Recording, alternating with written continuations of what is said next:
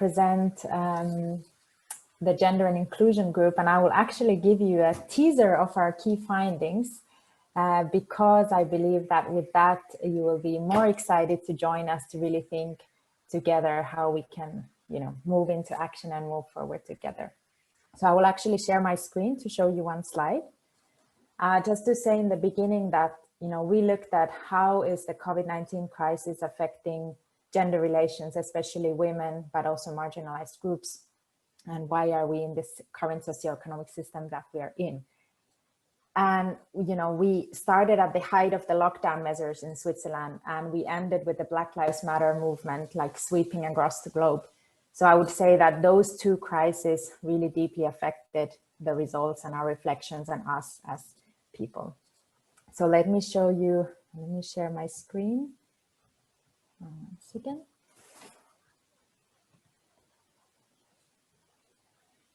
Can you show me if it's fine? Yeah? Okay, perfect.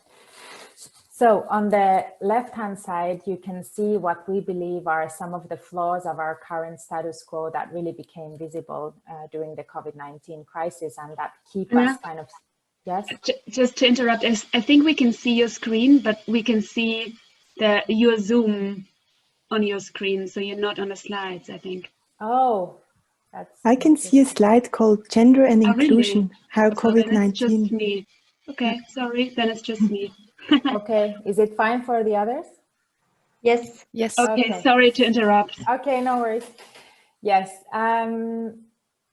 Yes, so we believe that, this crisis really showed some of the flaws of our current socio-economic system that keep us in a status quo that is not inclusive and not sustainable, not contributing to the one health of all of us, as was elaborated before.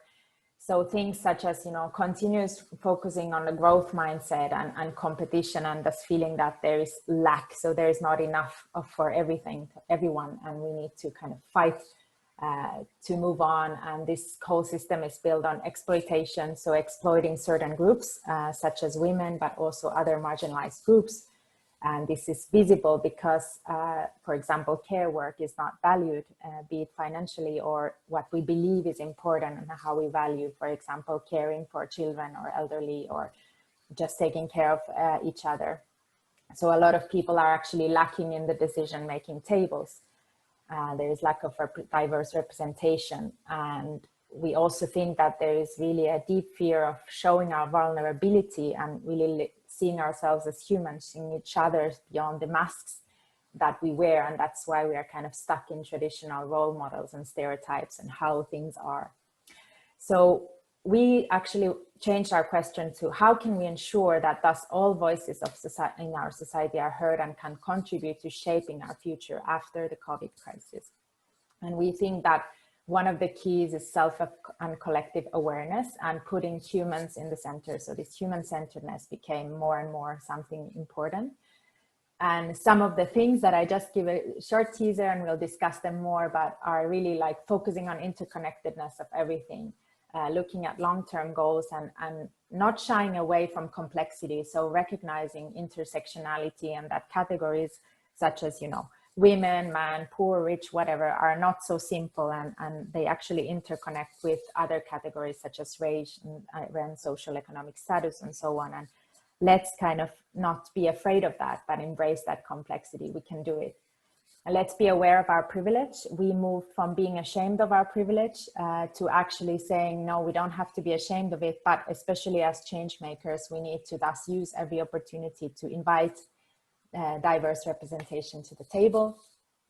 We need restorative representation, we argue, not only equal, but actually let's change the status quo for a while. Let's invite more, for example, more women to the table because of the status quo has been so long the reverse. Let's value care work financially and also in what we believe is important, and thus build our resilience and inclusiveness in society so that we are prepared to what is to come.